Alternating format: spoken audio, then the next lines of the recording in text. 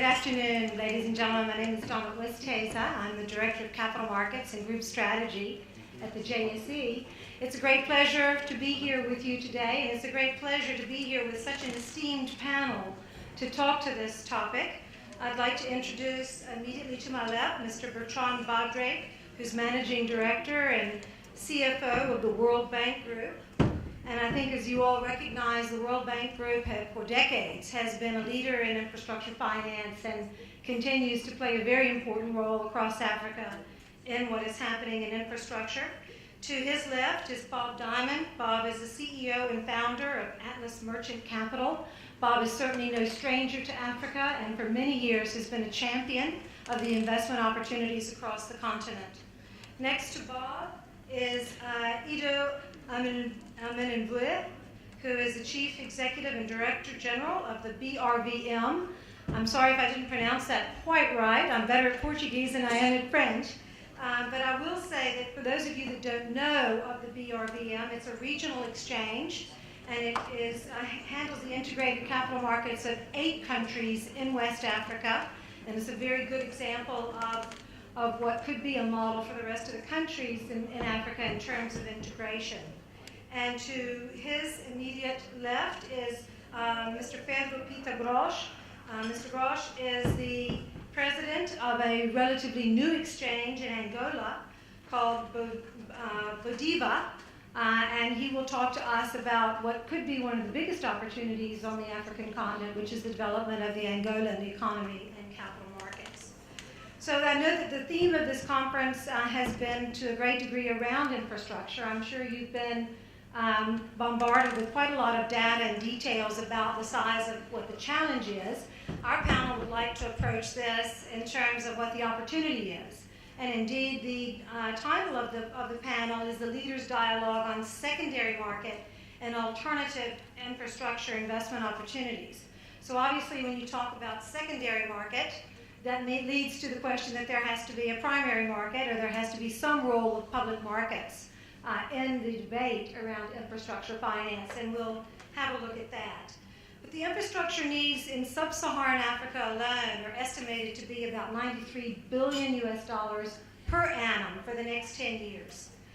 And I guess one could say the challenge is that only half of that is being raised, leaving a gap of about $50 billion per year. But I believe that on the positive side of that we have seen overall financing for infrastructure in sub-Saharan Africa triple between the years 2004 and 2012. And the biggest growth has been private sector investment in infrastructure projects across the sub-Saharan African region. So I think that, as I said, you can look at this both as a challenge and you can look at it as an opportunity. I think we in public markets, and perhaps some of my colleagues on the panel as investors, see this as a very interesting opportunity. In the past, infrastructure finance in sub-Saharan Africa was dominated both by official development assistance from organizations like the World Bank, from organizations such as donor funds and aid agencies, and then complemented by traditional bank lending. But there are challenges with both. And what we want to talk about today are what are some of the activities being undertaken by public markets, such as exchanges across the region, and what sort of innovative financing opportunities can we be thinking about to mobilize more funds for infrastructure finance in sub-Saharan Africa. So I'd like to turn my first question to my co-panelist, Ido, and ask Ido about the role of the BRVM. You all hosted not too long ago the ASIA meeting, the Association of Exchanges for Africa, and your Prime Minister commented about the use of exchanges for raising capital for infrastructure. Can you tell us a little bit about the unique stature of your exchange and how you see entities like yours playing a role in terms of raising capital for infrastructure projects? Thank you very much. I would just like to say, first of all, that the BRVM is the common stock exchange for 8 countries in West Africa: Benin, Burkina Faso, Côte d'Ivoire, Guinea-Bissau, Mali, Senegal, and Togo. The BRVM is the only one and unique, fully integrated capital market in the world. As we have one stock exchange, one CDS, one Security and Exchange Commission, one central bank, and this model allows our companies to raise money through the sub-region. For example, if you are a company based in Côte d'Ivoire or in Senegal, you can raise money from investors based in Togo, Niger, or Guinea-Bissau. And we use this market for some of our regional projects, like the interconnection between Togo and Benin, for example, in the energy sector. And this shows that if you have a capital market that is integrated, the companies can have access to a bigger market and to more investors. And actually what we are doing, as our African capital market are so fragmented, if you see the rank of our capital market, you have GSE, and we have the others that are small market. And what we are trying to do to be sure that we can give the opportunity for this kind of big project to raise money is to go through a process of integration, for example, at regional level before going to a continental level. And if I take the case of the ECOWAS, we are working on a project of integration of Ghana, Nigeria, BRVM, Sierra Leone, Capo Verde stock exchanges. So we can come to, in few years, to a bigger market for companies and for investors also. And we have identified 3 phases to go to this integration project. The first one is to give an access to the brokers coming from the market, the various markets, to another market. For example, a broker from Nigeria can access the BRVM or Ghana Stock Exchange using a local broker. This is the first phase of our integration. After that, we will go to a second phase where we will have qualified brokers that can access the market directly. For example, if you are a broker in Ghana, you can access stocks on the BRVM or on the Nigeria Stock Exchange without using a local broker. And finally, we will go to the last phase when we will have an integrated capital market. And at this moment, you can use a unique platform to raise money. And we hope that this process will end with the agenda of setting up a unique currency for the region, the ECO, at 2020. And if you reach this goal, the West African Stock Exchange will be the second stock exchange in the continent after GSE. Very good. We welcome the challenge. I think that you've raised some very important points that lead particularly to secondary market trading, and that is the importance of order routing, the importance of harmonization and regulation. And I think those are going to be very important for all of us in Africa as we look at how do we mobilize capital in general. But Pedro, thinking about those 2 points and looking at the case of Angola, I think your country has one of the biggest opportunities of any in Africa. You're so rich in resources. And there's, you have both the challenge of having to catch up given the unique history your country has had, but you also have an opportunity because you can really observe what's happening in other markets. I'm often told by investors that when they look to invest in Africa on some of the exchanges, that they aren't really allowed to invest in the real economy. There's a bank and a brewery, but you can't buy into what the real economy is all about. Of course, Angola, the story, a lot of it is oil and gas, and of course the real need of development of infrastructure. How do you plan to position your exchange in terms of playing a role in infrastructure development? Well, good afternoon. First of all, I would like to explain where we are in terms of the implementing the market. So the Bodiva, the stock exchange, Angolan stock exchange, has been incorporated last year on July. It's a state-owned company. We have finished on last December the launching, the setup of the trading facility platform, electronic platform. We are now on the phases of launching and customizing, tailoring the post-trading electronic platform. We have already put in place a market. We call it it's a repository for transactions. The market, the idea is to bring to regulated markets the transactions that are already done on the OTC market, and we plan to, as sooner in July we establish the post-trading services that will be done in our exchange in the coming years to set up to launch the public debt market, then the corporate market even in this year, and the stock market in 2016. So there is a public debt market, quote OTC market, and we will bring the market to the Bodiva. What do you have in mind is to bring foreign investors to the market, to develop the market. Regarding the infrastructure project, we have this in goal in mind, but the idea is first, step by step, to initiate with the more traditional products, such as corporate debt.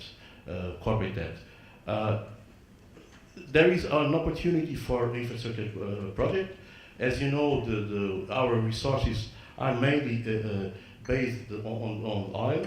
The price of oil has decreased 25%. The state budget has been revised, but the national plan, national development plan, has a lot of projects in mind, and there is a gap in terms of revenue, fiscal revenues, and the plan and the capital expenditure that the government plans. So this gap must be filled with probably with the infrastructure projects, with the private investors. And but let me say that the CMC, our regulator and supervisor, is working on the legal framework to implement the project bonds issues, and we hope that within 2-3 years, to bring some projects to the stock. Very good. And Bertrand, the World Bank, as I mentioned, has long been the stalwart in terms of infrastructure financing across the world, not just in Africa. And you have innovated yourselves in terms of finding new ways for infrastructure financing. Can you tell us a little bit about the GIF, the Global Infrastructure Fund?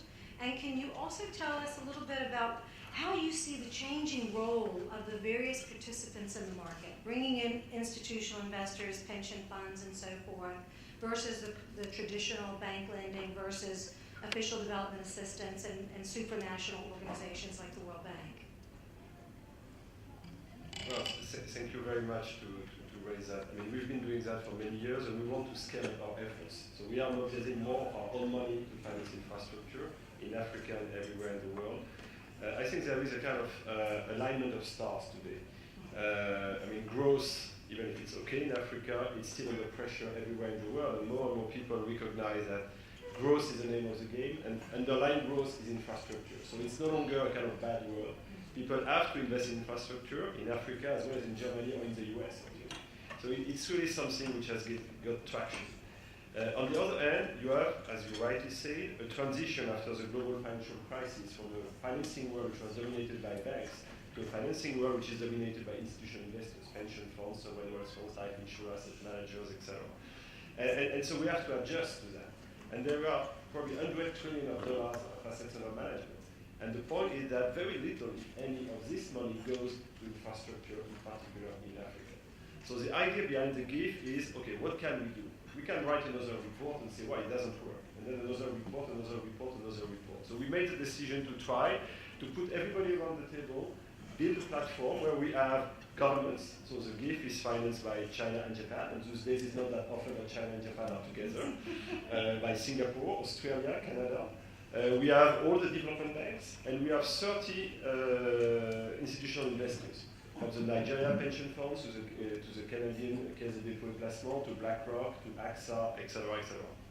And the idea is to put in the same structure a preparation facility, so public money, scarce public money, to fund the preparation, to discuss with government, okay, you want to have an infrastructure plan, what are your priorities, or do you want to prepare, design, etc., with a view to transfer part of this to the private sector.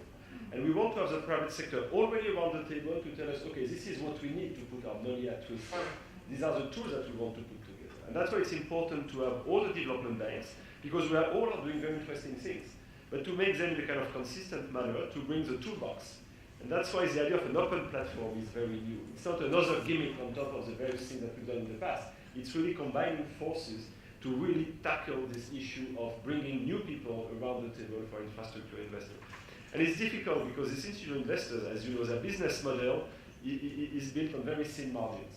I mean, when you work with 10 or 20 bips, you cannot afford very expensive due diligence. You cannot afford targeting the single projects in RDC or in Kenya. But if you are being held by people like us who can say, okay, we have this pool of assets where you can co-invest with us. You can, I mean, we will make the due diligence, we will make the job, and you can rely on us. We will bring, I mean, our capacity, we will bring our ability to identify, to have good safeguards, standards, and if there is a dispute, we can help you handle the dispute. That's where we can change a little bit the thing. So I don't want to say it's the solution, but it's a way to test new ideas with everybody around the table, governments, development banks, national and multilateral, and private sector. Again, it's difficult because most institutions usually are self-centered. They think, well, we can do things on our own. And it's really about doing things together. And that's really, I think, a very productive and promising way forward.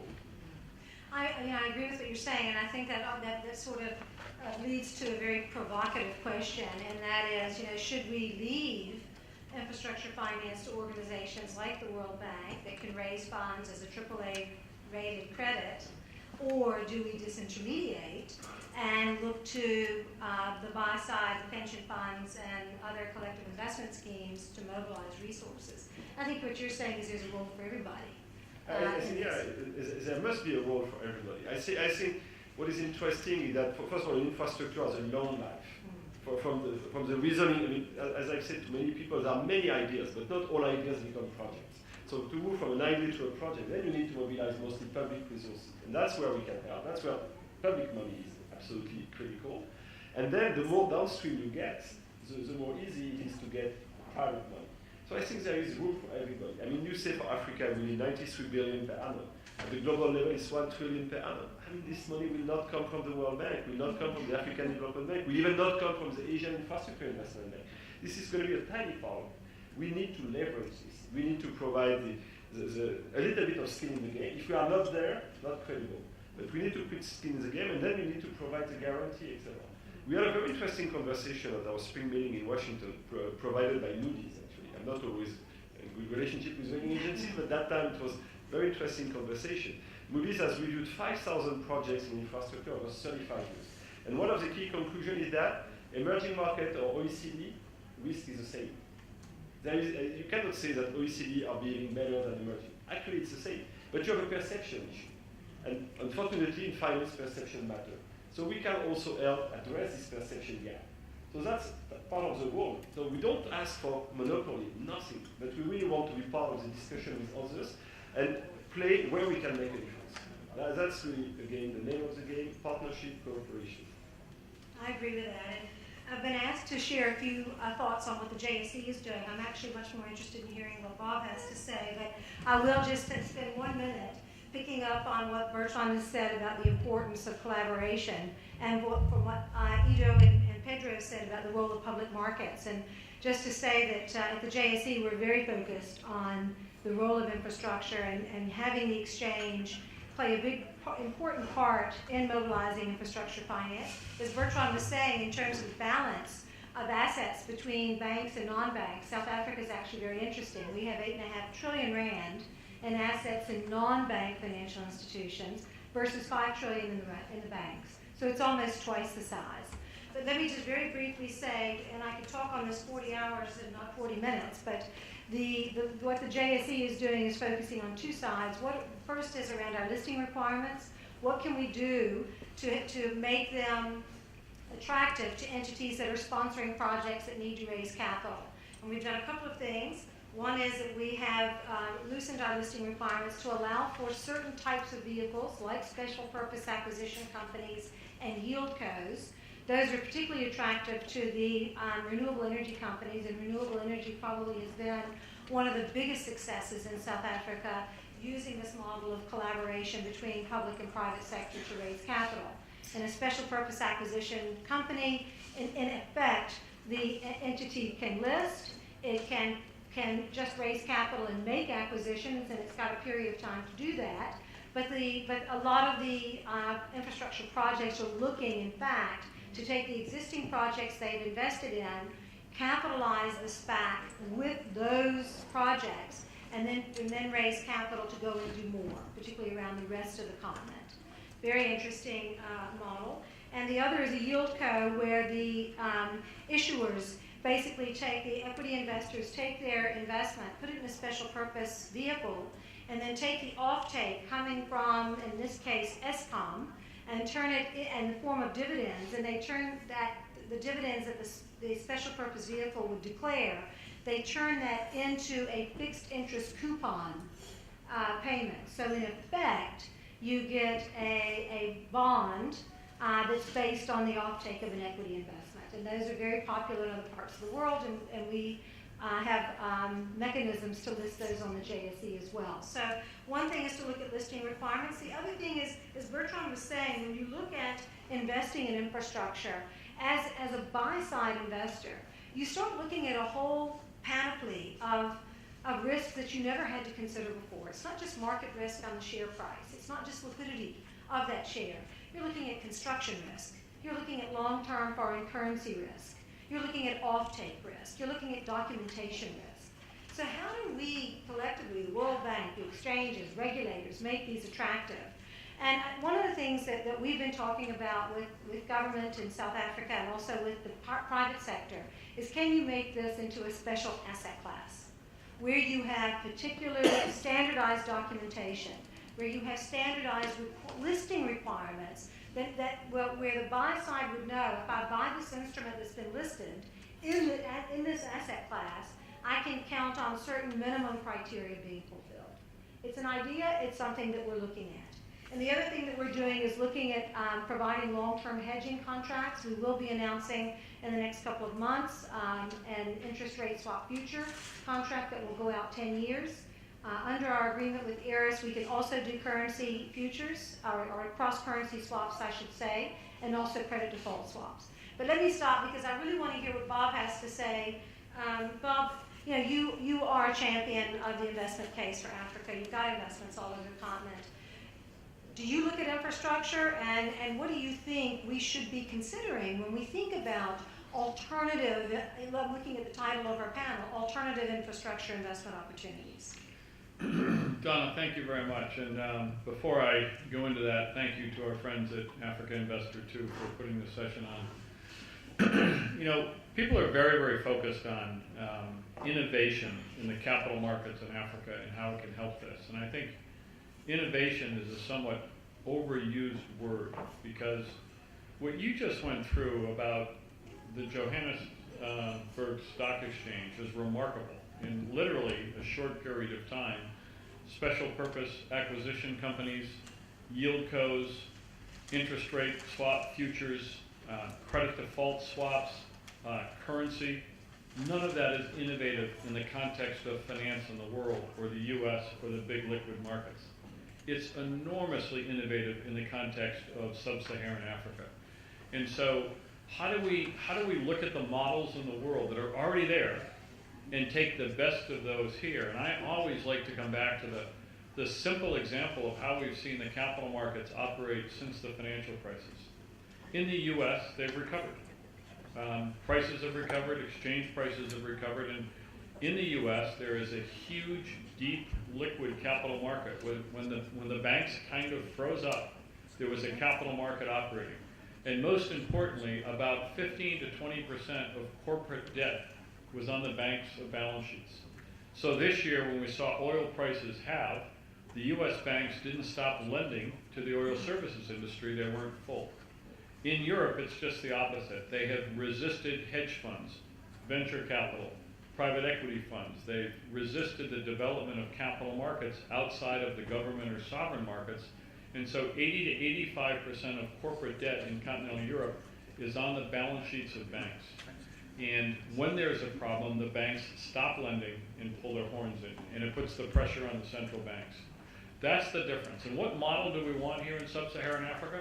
We want a deep, rich, liquid capital market. When we formed Atlas Mara and did our first acquisition 15 months ago, no one had ever done a special purpose acquisition company for a bank. No one had ever done a special purpose acquisition company for Africa. And we put both of those together, and at the time, did it on the London Stock Exchange. It was a huge success in that 90% of our investors were U.S. investors who had resisted Africa, and 90% of those, it was their first investment in Africa. And now you have SPACs on the Johannesburg Stock Exchange, and I think that's a remarkable, prescient, forward-looking innovation. But it's a vehicle that's been out there, and I think it will have a huge help. So there's lots of things that we have to do in terms of looking at rating agencies, the ability to hedge currencies. Should we be encouraging issuance in dollars, or should it be local currency? The development of rating agencies, all of these things. But I think what's most important for us to consider when we look at this is all the tools are out there. They're somewhere in the world. It's up to us to figure out what's the model we want: a deep, rich, liquid, forward-looking capital market, or one that's overly regulated. And I think what you're doing shows the right way forward. Thanks very much. I know we're pressed for time, and I want you all to have an opportunity to ask questions. I don't think you'll have an opportunity anytime soon to have this level of expertise on panel. So can I take questions from the floor? Any questions? Yes, sir. Yes, thank you. My name is Admiral Kandela from Zimbabwe. Just a question to Mr. Diamond. Very interesting aspect of having been with Barclays. I know you actually pulled out from Africa. And, now, after forming Atlas Mara, I don't know what the compelling reasons are that you're finding there's better reason to invest in Africa. I know I actually bought some of the branches you closed in Zimbabwe, and Barclays is now operating from containers in that country. So I don't know what your reason could be.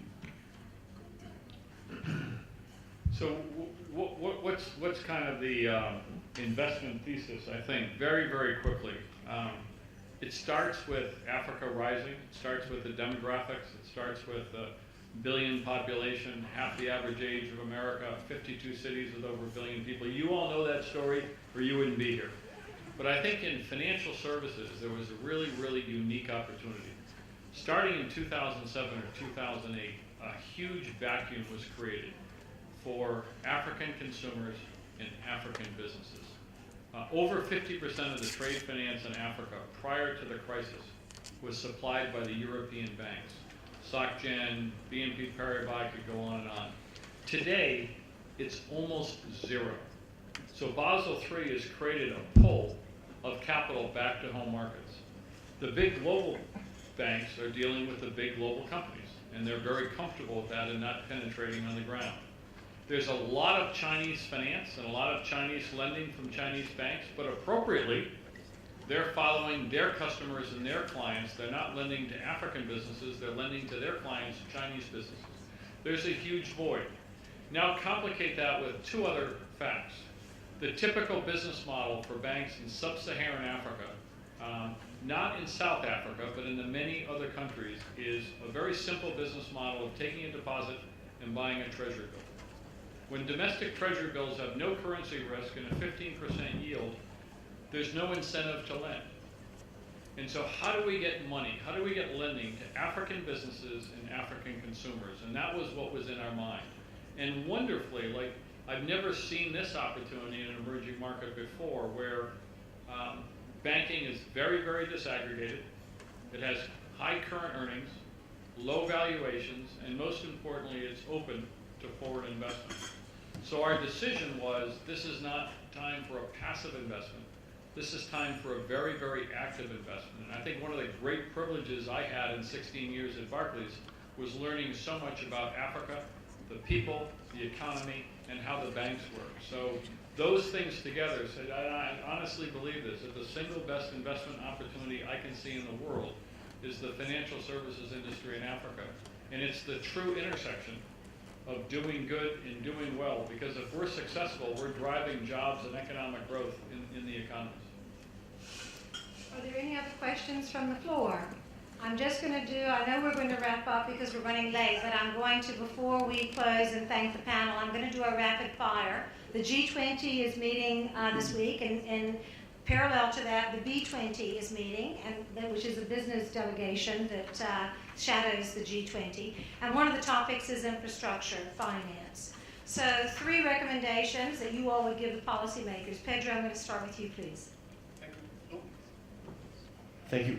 Well, I would recommend, first of all, and that's not particular for Angola, more efficient legal court systems, also more flexible regimes for capital flows from foreign investors, non-resident investors, and also I would consider the better mechanisms of financial reporting of the companies in order to attract foreign investment, because we know that domestic funds are not available to fund the project. Peter, thank you. First recommendation, I think that it's important to engage our government and regulators to be flexible in the reglementation of mobilizing long-term resources. It is very, very important, because if we don't do that, we cannot have large and important resources coming from the domestic investors. The second one is to encourage the innovation in the capital market by adopting international standards and by also learning about what have been done in other regions in the world to enhance our implementation, and also to give to our capital market opportunity to be more dynamic, more liquid, and more deep.